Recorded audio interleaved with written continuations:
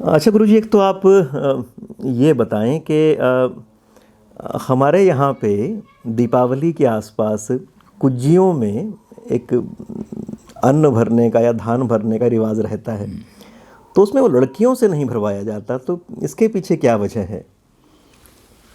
दिवाली जो हमारा त्यौहार है वो दो चीज़ों का त्यौहार है, धन और धान्य। हमारे सारे शास्त्रों में एक ही शब्द आता है, धन धान्य से हमारा परिवार भरा रहे। हमारा देश धन धान से भरा हुआ था, धन और धान्य। अब देखो, अमेरिका को लोग ये कहते हैं कि अमेरिका बड़ा भौतिकवादी देश है, लेकिन अमेरिका में कोई भी किसी जगह भी डॉलर की पूजा नहीं होती। कभी किसी थाली में डॉलर रख करके अमेरिकन लोग डॉलर की पूजा नहीं करते। हम लोग क्या करते हैं, 1 रुपया लेकर के पहले उसको थाली में रखते हैं, उस पर वो सब स्वास्थ्य का बनाते हैं, उसमें थाली में चांदी का रुपया रखते हैं, फिर चांदी के रुपये की पूजा करते हैं उसकी।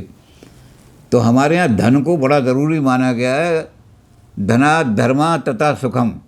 जो धर्म जो है धन के द्वारा पालन होता है, वही धर्म सुखदायी है। जब धर्म के द्वारा नहीं होगा, और महाभारत में तो ख़ास तौर से उन्होंने कहा है, हाथ उठा करके कहा है, उन्होंने कहा यदि कब आप किसी का धन छीनते हो तो आपने उसको धर्म से भी वंचित कर दिया। क्योंकि धनहीन व्यक्ति जो है वो ऐसा है जैसे जलहीन तड़ाग होता है, और जलहीन तड़ाग जो है उस प्यास नहीं बुझा सकता पक्षियों की। तो धनहीन आदमी जो है, छोटा धर्म भी, माँ बाप की सेवा करनी है लेकिन पैसा पास नहीं है तो कैसा करेगा। तो धन जो है बड़ा ज़रूरी है जीवन में, इसलिए धन की पूजा हमारे यहाँ ही होती है। धन की संरक्षण करो, धन की पूजा करो, धन तुम्हारे।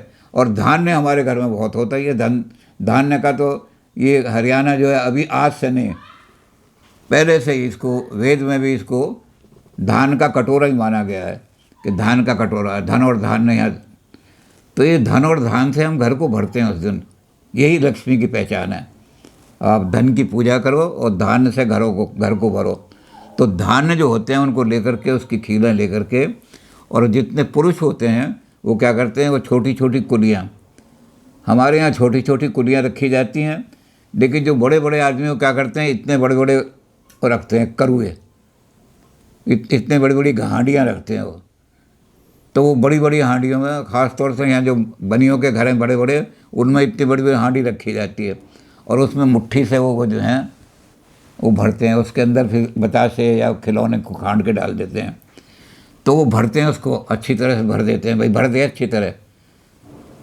तो ये मतलब है कि लड़का, वो जो कमाऊ लड़का है जो घर को भरेगा हमारा, ये संस्कार उसके अंदर डालोगे, बेटा तुमने घर को भरना है, घर को रिक्त नहीं करना। बच्चे को ये देना है कि घर को रिक्त नहीं करना, घर को भरने वाला बनो तुम, और धन और धान्य से घर को भर दो। अब लड़कियों से नहीं डलवाते हैं। तो पूजा के समय कोई आदमी आ गए बधाई देने के लिए दिवाली की, तो वो कहने लगे ये अब तो लड़के और लड़की बराबर हैं, आप लड़कियों से क्यों नहीं भरवाते। हमने कहा भैया ऐसा है कि लड़की जिस घर में जाएगी उस घर को भरेगी, उस घर में लक्ष्मी बन के जाएगी, दरिद्रा बन के नहीं जाएगी कि उस घर का सारा माल ला करके अपने भाई को दे दे।